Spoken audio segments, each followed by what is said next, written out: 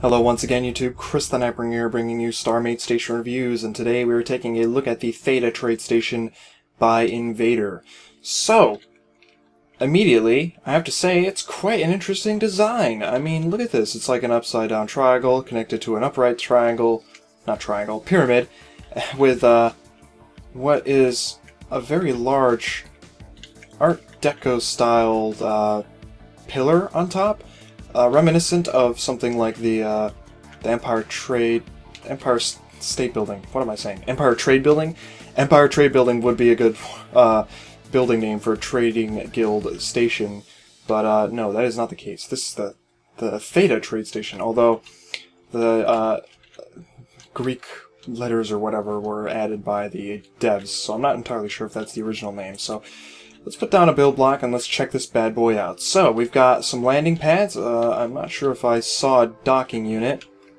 There are no docking units. But I'm assuming this is the landing area. There are gravity modules. And I have to say... Ooh. So we have, what is this? Undetonators. Excellent. I believe the... Oh, okay. That's just red lights. Good. Okay.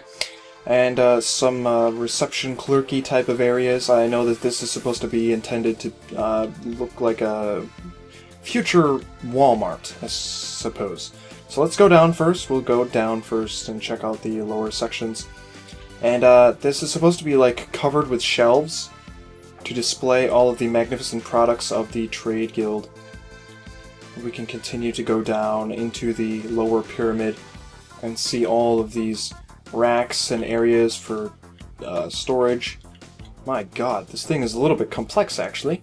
What the hell is this? What? You just like fall as you walk in and you're just like, and like you crash through the glass and then you're out in space.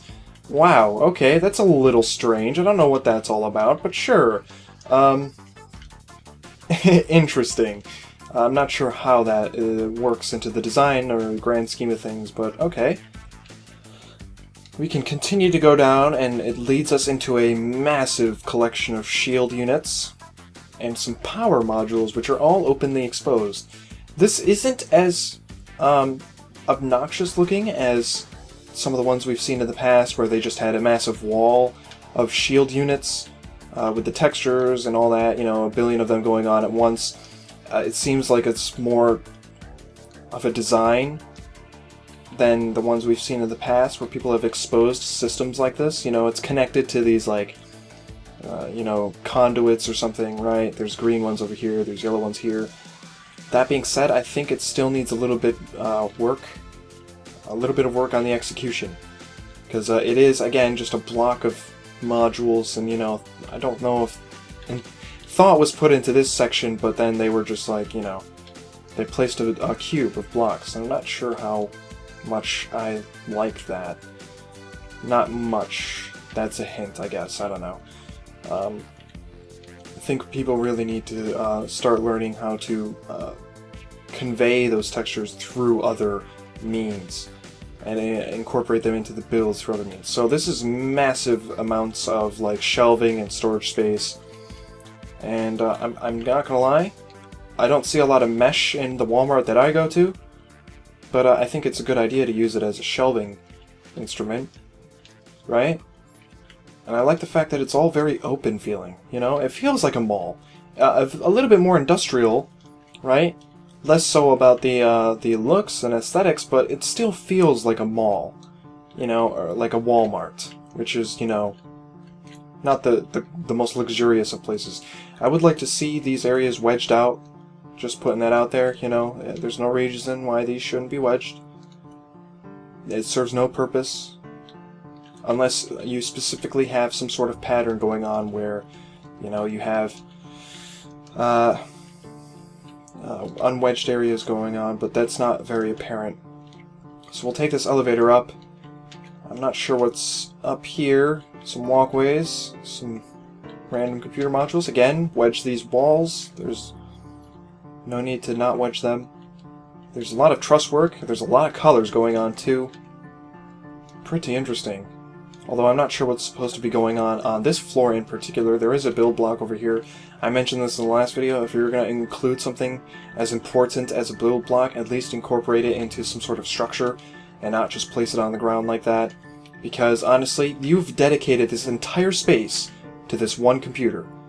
And there's no need to do it like that. You know, you incorporate some sort of design, some other elements to this room. You know, desks, furniture, machinery, terminals, things. There are plenty of little bits that you can tack on to this room to give it more of a purpose that goes along with the block that you've placed there.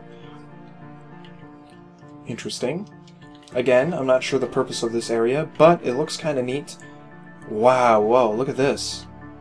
Now see, this is a little bit more thought out. It's not just a cube, it has some definition because it has the shape.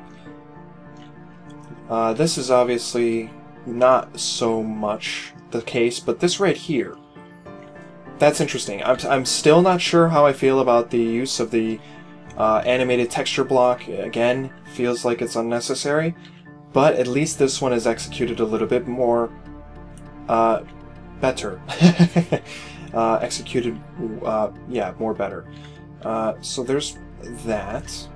I do like this. This is interesting. It's like a little thing holding up this ring that goes around. That's kind of cool, right? There's another one of these areas. See, this one's got a floor. The other one didn't have a floor. What up with that? Maybe I was walking around on the ceiling. Who knows? Again, these areas need to be wedged. It looks unfinished, especially when you have a random stray block like this. You can totally tell that this is not a finished structure by doing that. You know, if you've got wedges here, which is really nice because this is cool layering that you've got going on. You know, a light pale blue with a black in front of it and a green in the middle. Awesome. But then you come and look at this wall and it's like it's all ignored. It's been left to its own means, you know. It can't do anything about itself. There's no way for this wall to look interesting on its own. It's just there. And it, you know, it kind of reminds you that you're inside a blocky game. The reason we design and put all these details into our games and into our builds is because we want to immerse ourselves in another world, and we lose that when we don't put the effort into things like that. So I think that's all there is for the interior. Let me just fly back down real quick, make sure I'm not missing anything. No, I don't really think I am, actually. So there we have it. Exterior, pretty good. I think dual layering this would have been beneficial because I'm not sure how I feel about jagged edges like this. Although I guess it's not too much of a big deal. There is a feeling of Art Deco going on right here, but again, you could have added something, some sort of striations to this long piece right there, because backing up it looks a little plain. But overall, pretty awesome concept. You know, Space Walmart is what it says on the download page.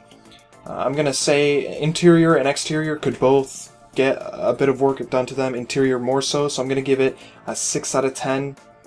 But the exterior can get a 7 or an 8 out of 10. There's less work that needs to be done to the exterior in terms of, you know, design. And actually, it's actually pretty well done, the exterior bits, you know. Stuff like this really looks cool, you know. Complicated, but neat. Things like this add depth and layers, and, you know, there's all sorts of colors and textures going on here. Ooh, he's even included numbers for the landing areas. Look at that. See, now that's pretty cool. So maybe I'll bump that up to an 8. Overall effectiveness as a trade guild station, I'm going to say it's a crazy design, something I haven't seen before. 8 or a 9 out of 10, because that's pretty neat. And I think it's pretty awesome looking. You know, it's crazy. So that was the Theta Trade Station by Invadr. Thanks for submitting it. It looks pretty awesome. And good luck. So, if you want to see more of these station reviews, subscribe to my channel. And I will see you all for the next one.